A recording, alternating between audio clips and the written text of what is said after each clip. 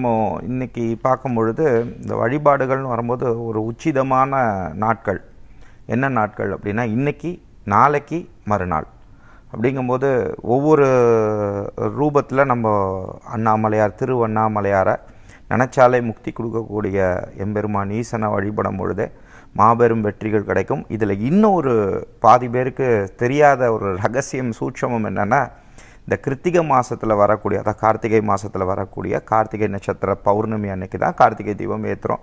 இதோட சரித்திரங்கள் எல்லாருக்கும் தெரியும். இதுக்கு முன்னாடி பரணி தீபம் ஏற்றுவோம்.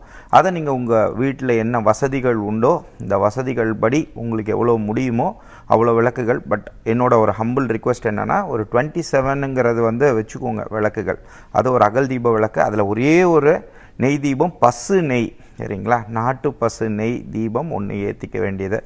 இந்த கடன் இருக்குது அப்படின்னு சொன்னாலும் அதை நம்மளாலேயே தீர்த்துக்க முடியுமா அப்படின்னாலும் கண்டிப்பாக அதுக்கும் இறை சக்தி இருந்தால் முடியும். அப்போ அந்த டயத்தில் என்ன பண்ணணும், திருக்கார்த்திகை இதில் 27 விளக்கு எப்பயுமே நம்ம வீட்டில் செய்கிற முறை தாங்க.